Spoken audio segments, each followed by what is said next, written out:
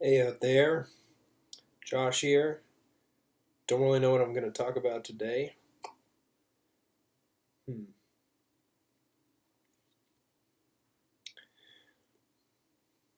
Well, I want to say that you can do it. If you want a dungeon master, if you want to go out there and do it, you can do it. There's a lot of there's a lot of rules to learn. It's okay. It's not that hard. If you graduate high school, you can totally figure it out. Even if you didn't, not that complicated. Um, yeah, yeah, you can do it. Go ahead and go out there. Everyone's got their own style. I don't know. For a long time, I was concerned. I'd have these ideas of how I wanted a session to go and kind of make that happen. And, it's just a willingness to get in there and want to play and want to make up stuff with people. And you'll be totally surprised by what comes out of it every time. It takes, I don't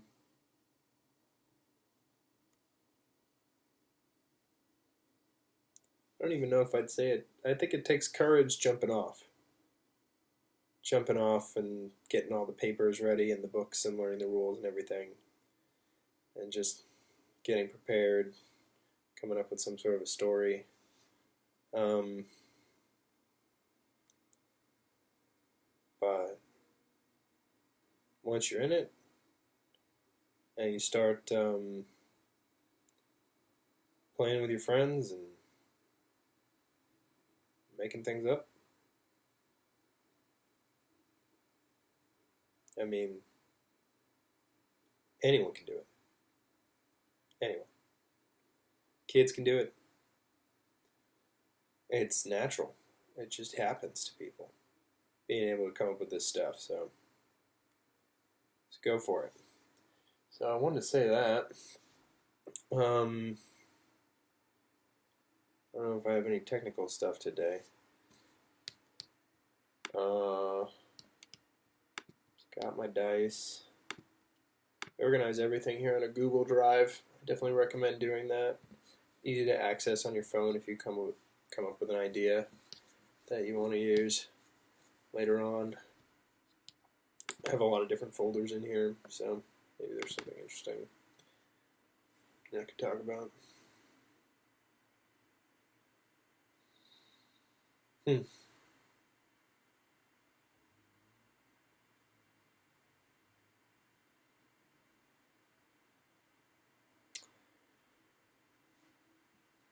Well,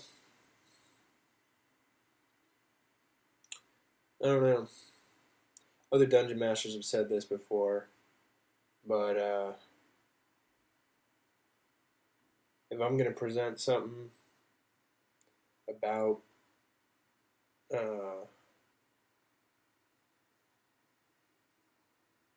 don't know the right word for this, the setting, the world, the environment, the people, the gestalt.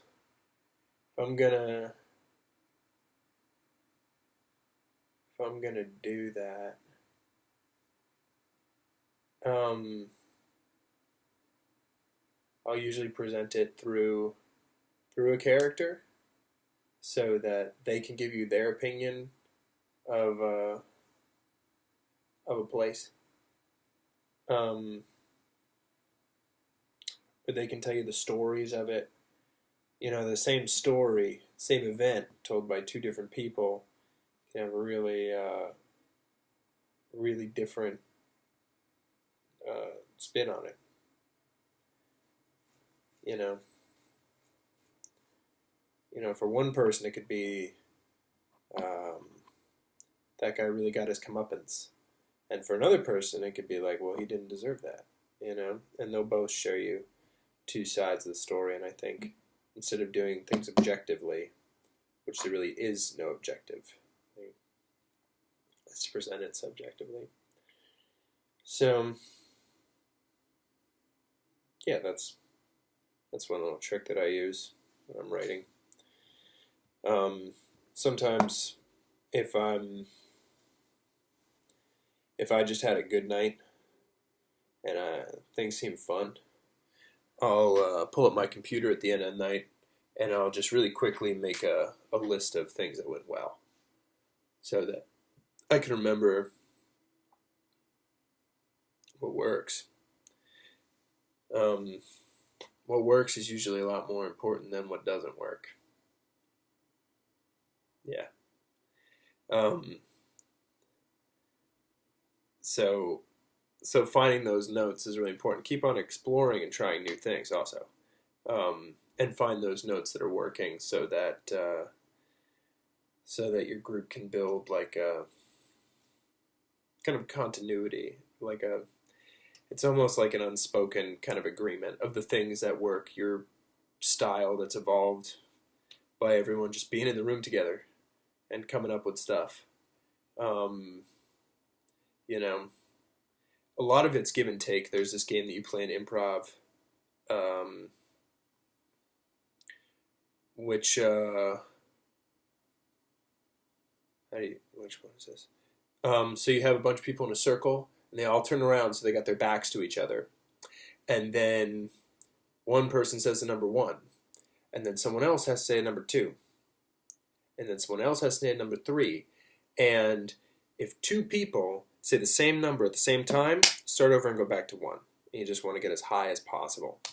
So that game kind of teaches you to listen and to wait your turn. In terms of like really being able to watch for when it's your moment to go.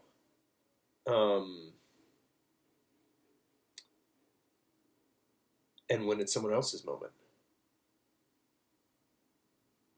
That's part of the joy, honestly, of this game is being able to see my friends just flourish, when they're doing something.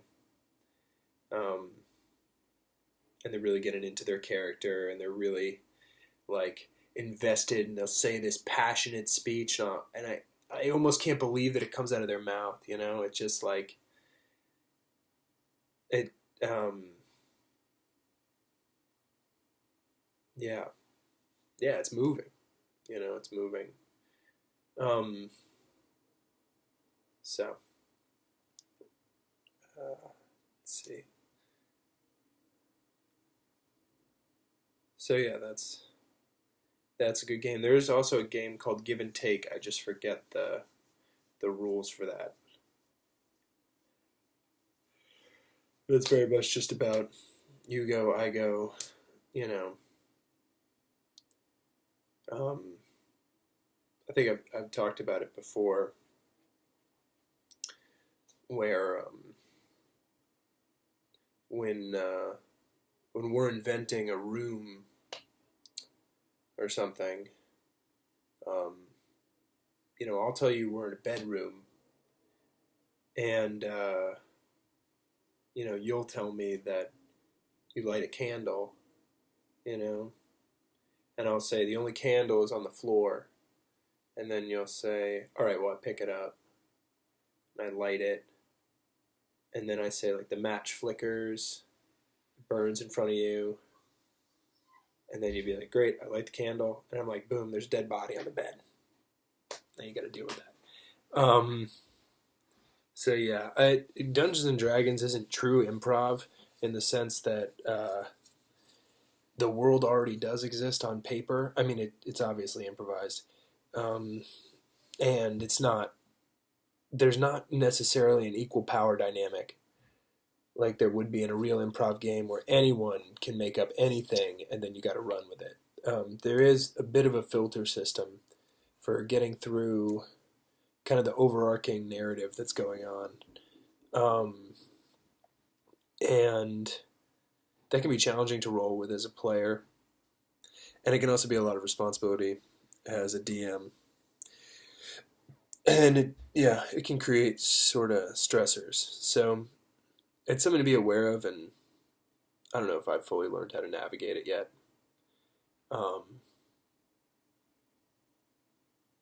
But useful to know about, useful to think about. So that's what I want to talk about for today. Bit of a ramble, but appreciate you listening if you are. And I really would love to hear about your games. So if anyone's having some games they're really loving or moments that they want to share, DM me and shoot me a message because I'm super interested to hear the kind of fun that people are having uh, with their campaigns. So thanks for watching. Yeah, see you next time.